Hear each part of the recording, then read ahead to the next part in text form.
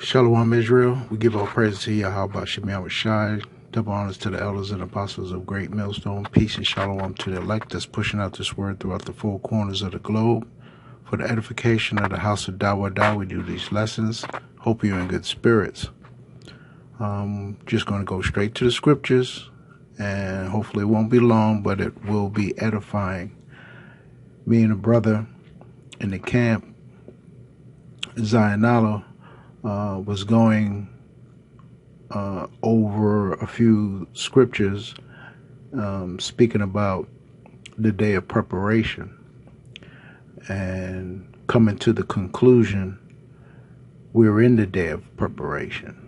And what I mean by that, the preparation was the day before the Passover, or the day before the Shabbat, which is the Sabbath in the English, which is the sixth day of the week, where you would prepare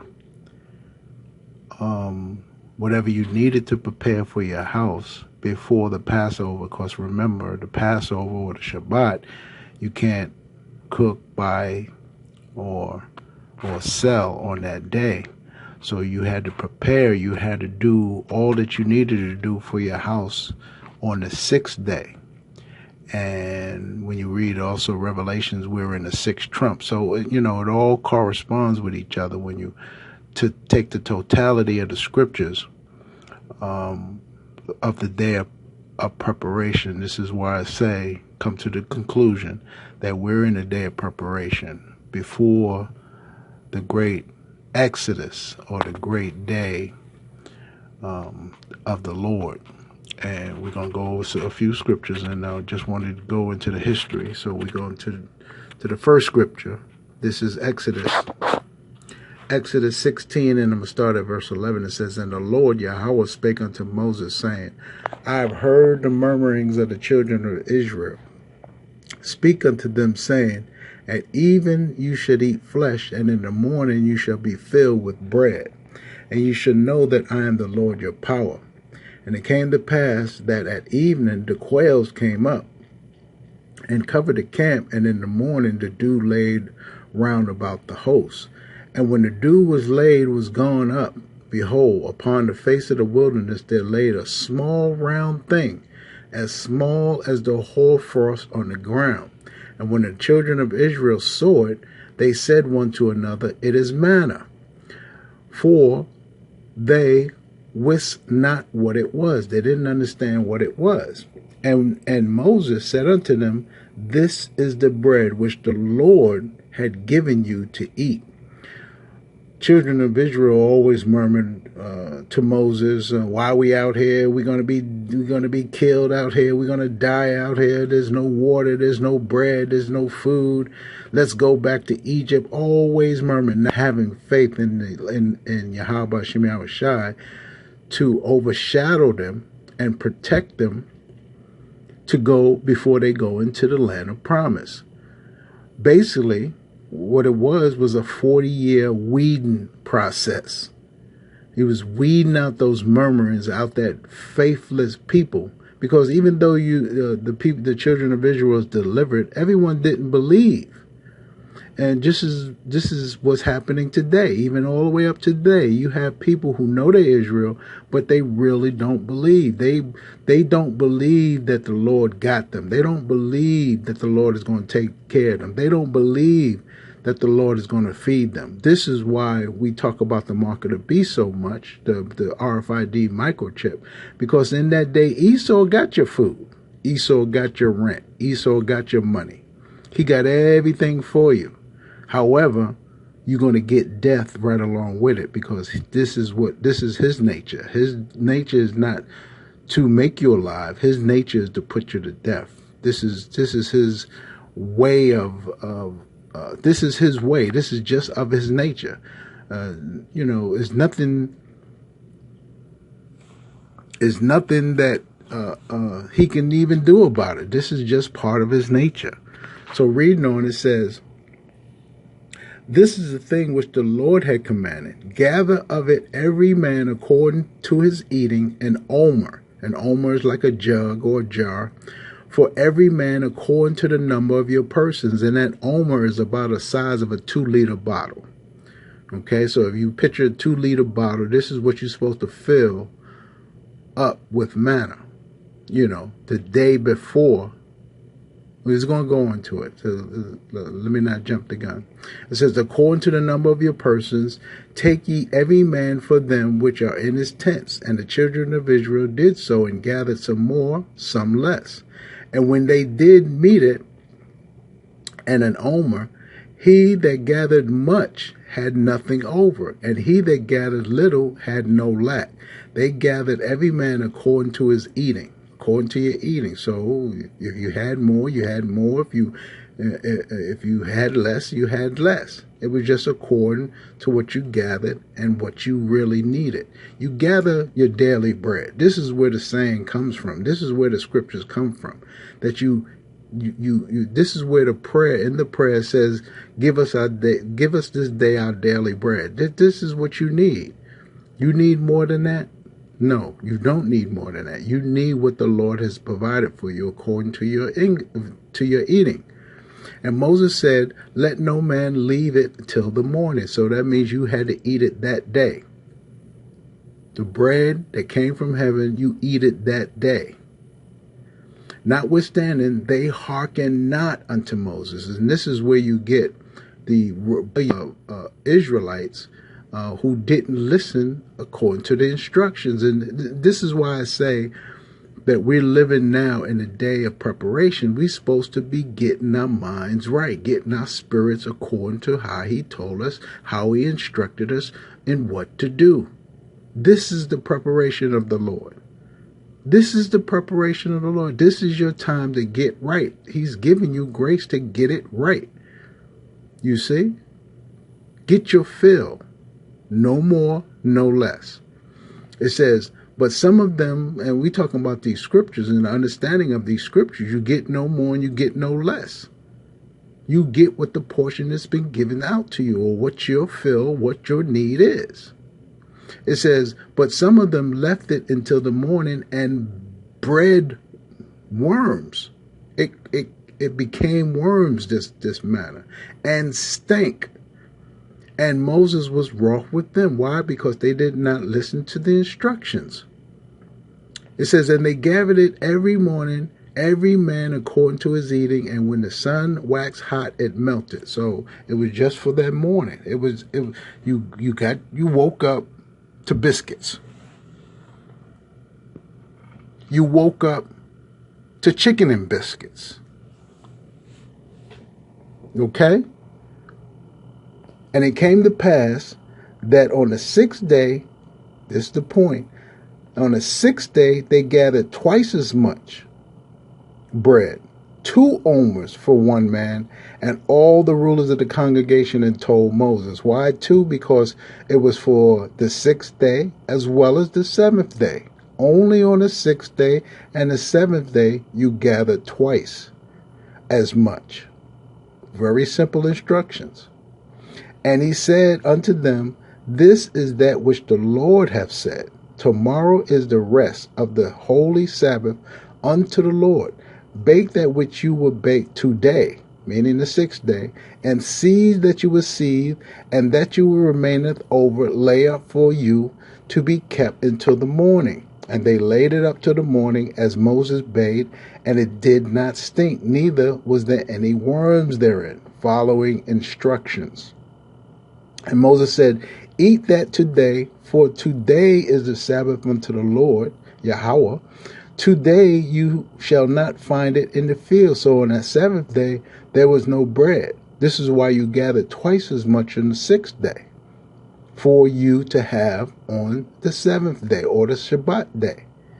6th day you should gather it, but on the 7th day, which is the Sabbath, in it there shall be none. There will be no bread on the 7th day. This is the day you're not supposed to gather. Remember, the Lord, he was gathering corn or picking corn in the field, and the wicked scribes were saying, well, why are you picking corn on the Sabbath day? Well, that was to eat, but these instructions said you wasn't supposed to do any work. See, this is the Lord. This is the Lord showing the original instructions on how you were supposed to be. When the Lord picked cotton, when the Lord picked the corn, right? Is it wrong to do good on the Shabbat day? No, it's not wrong to do good on the Shabbat day. When you need to eat, you have to eat. But the point is that the instructions was laid out on what you should do on the sixth day, which is the day of preparation. And it came to pass that there went out some of them on the seventh day for to gather, right? And they found none. There was none to be gathered.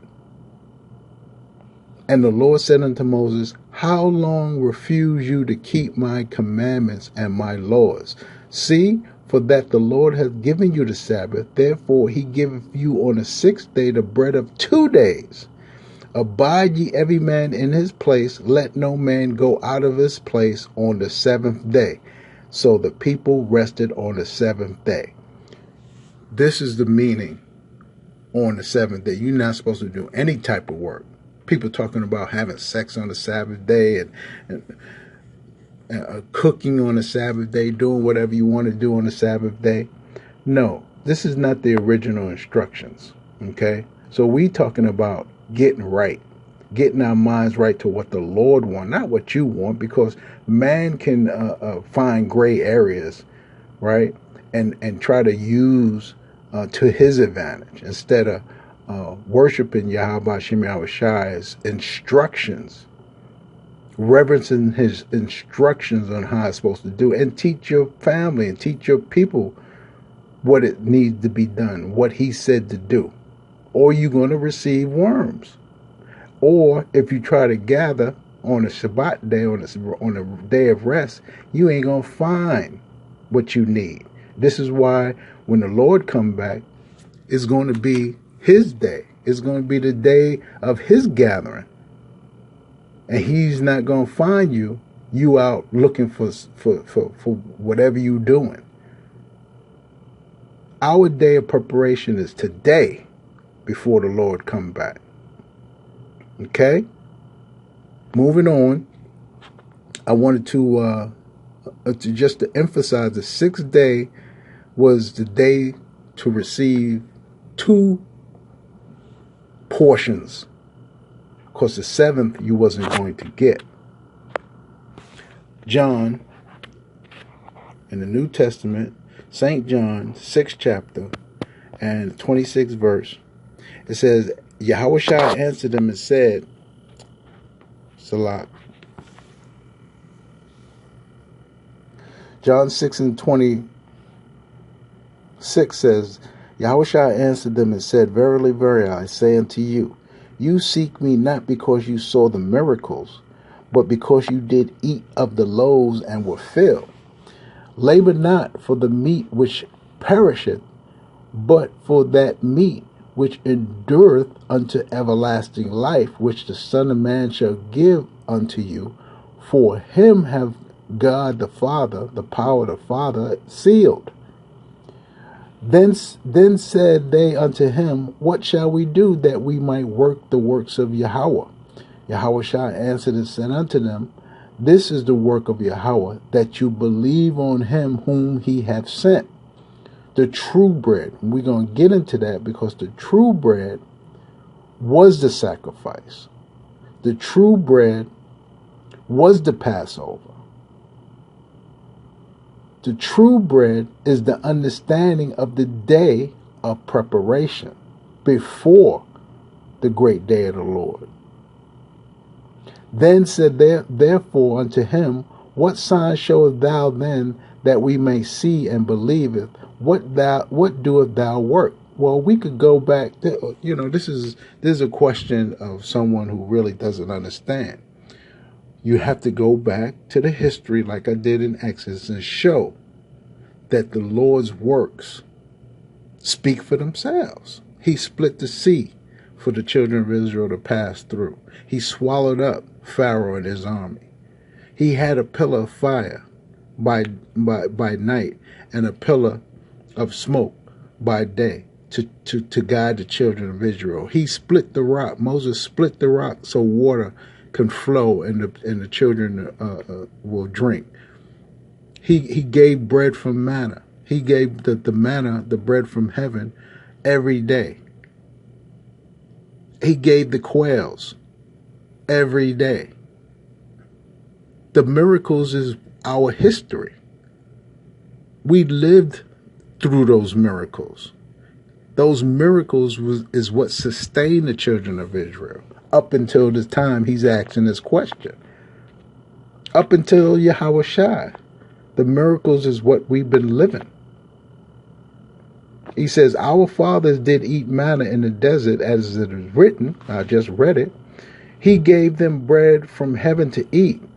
Then Yahweh Shai said unto them, verily, verily, I say unto you, means truly, truly, Moses gave you not that bread from heaven. Moses didn't do it, but my Father giveth you the true bread from heaven. For the bread of Yahweh is he which cometh down from heaven and giveth life unto the world. That true bread. See, that preparing, we was collecting, we was eating the same thing which we supposed to be doing with Yahweh Shai. He gave the Lord Yahweh, the Heavenly Father Creator, gave us bread. He gave us the living water. He gave us the whole time he sustained us with miracles. The whole time he has been overshadowing, watching us. The whole time. The true bread from heaven is what? This world, this life, this word, this life. Yahweh Shai, the true bread from heaven. Then said they unto him, Lord, evermore give us this bread. And Yahweh Shai said unto them, I am the bread of life. He that cometh to me shall never hunger. And he that believeth on me, shall never thirst. But I say unto you, that you also have seen me and believe not. All that the Father giveth me shall come to me, and him that cometh to me I will in no wise cast out. For I came down from heaven, not to do my own will, but the will of him that sent me. And the will of him that sent was to give the bread of life, to give the everlasting life, to give the words and the comfort of the scriptures, the understanding of the scriptures. This is our preparation day. This is the true preparation day. Right now. This day. Exodus, going back into history, Exodus 12, start at 2. This month shall be unto you the beginning of months, and it shall be the first month of the year to you. And this is the beginning of the year for the Israelites when they came out of Egypt. And we know the Exodus story, so this is what it is. Speak unto you all the congregation of Israel, saying, in the 10th day of this month they shall take them to every man a lamb, according to the house of their fathers, a lamb for a house, one lamb per house. And if the household be too little for the lamb, let him and his neighbor next unto his house take it according to the number of their souls. Every man according to his eating shall make your count for the lamb. Again, according to your daily bread. This lamb is enough for what? One family, or the lamb is enough for two families. It's according to your needs, not more, not less. For your lamb shall be without blemish. A male of the first year you shall take out from your sheep or from the goats, and you shall keep it until the 14th day of the same month. And the whole assembly of the congregation of Israel shall kill it in the evening. Sounds so familiar. When you read Matthew the 26th chapter, this is the same thing. The lamb was killed on the 14th day. The lamb was killed on the 14th day, just like it was in Exodus.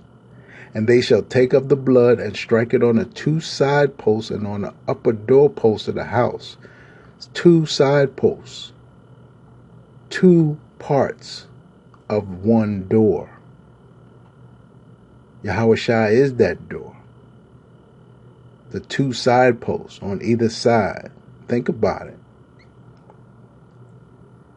Think about it. The 2 side posts, Yahushua being the top of the head, the top of the doorpost is what's called. What is it called? It's called the what? The cornerstone. The threshold, the top is the cornerstone. The 2 side posts, right, is what? Israel and Judah. He says strike the blood on both side posts and on the top post. And they shall eat the flesh, and the night roast with fire, and unleavened bread, and with bitter herbs they shall eat it. Eat not of it raw nor sodden, at all with water, but roast with fire his head with his legs and with his purtenance thereon. And you shall let nothing of it remain until morning, and that which remaineth of it until the morning you shall burn with fire. And thus you shall eat it with all your loins girded, your shoes on your feet, and the staff in your hand, and you shall eat it in haste. It is the Lord's Passover. The day before, you prepare the lamb, because at sundown, which is the 15th day, is the Lord's Passover. Yahushua died on the preparation day, but he was ushered into the sepulchre before nightfall, because he is the Lord's Passover. John 19. St. John 19 and 38. It says, and after this, Yahweh of Arimathea, being a disciple of Yahushua, but secretly for fear of the Jews, besought Pilate that he might take away the body of Yahushua, and Pilate gave it him leave. He came therefore and took the body of Yahushua. And there came also Nicodemus, which at the first came to Yahushua by night, and brought a mixture of myrrh and aloes, about 100 pound weight. Then took they the body of Yahushua and wound it in linen clothes, with the spices, as the manner of the Jews is to bury. Now, in this place where he was crucified, there was a garden, and in the garden a new sepulchre, wherein was never man yet laid. There laid they Yahushua therefore, because of the Jews' preparation day, for the sepulchre was nigh at hand. You see that the lamb was prepared. It was killed and prepared before what?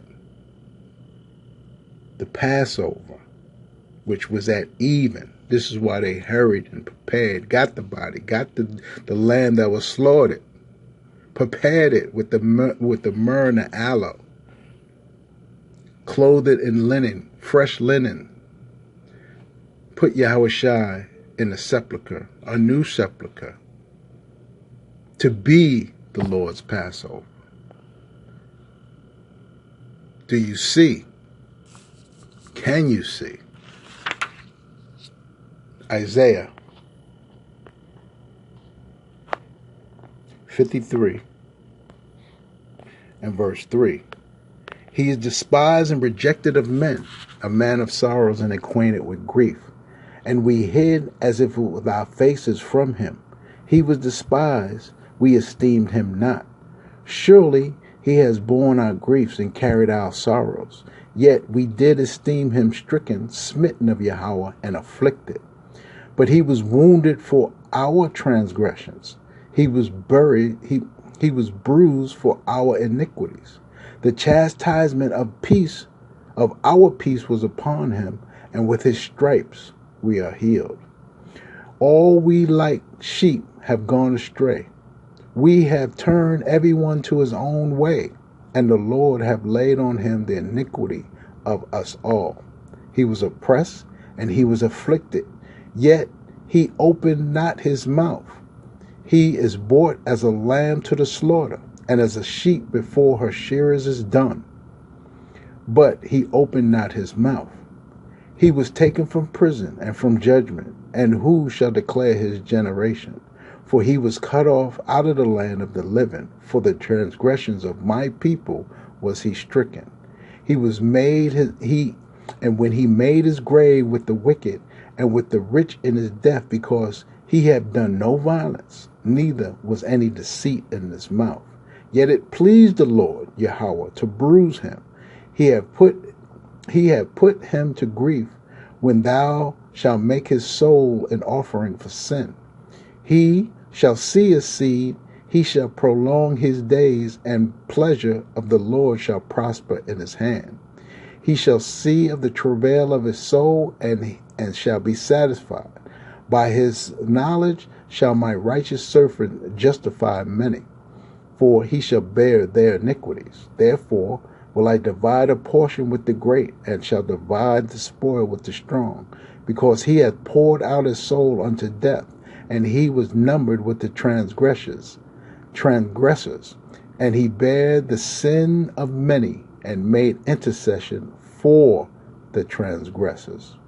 This is the nation of Israel. This is the elect of the nation of Israel, speaking about Yahweh Shai being made that sacrifice, being made that lamb to the slaughter because of our sins, offered up for the sins of Israel, eventually for all of the sins of Israel. No other nation. Never spoke about no other nation in this chapter. You can't see it because it would have said so. Simple like that. In the understanding of the scriptures, what the slaughter of the lamb goes back to, the preparation day, and how to prepare the lamb, what it means, what was the night, what was the last so-called Last Supper, what did it all mean? Him dying on the cross, Joseph getting a body, preparing a body before the sundown, knowing that it was the preparation day before the feast of unleavened bread, starting with the Passover day. This is all understood. This is all lines up to first physical, when Moses showed the children of Israel how to prepare, what to do on the 6 days, and on the 7th day what to do. Gathering twice as much on the 6th day, so you can rest on the 7th day. And that's why I said from the beginning, today is our preparation day.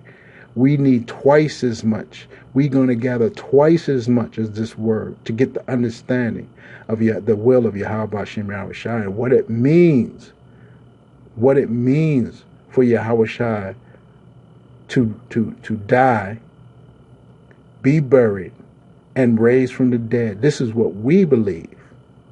This is who we have hope in. This is what we have faith in, that it was not all for vain. Today is your preparation day. We give all praises and honor and glory to Yahweh Shem Yahweh Shai. Till next time, Shalom.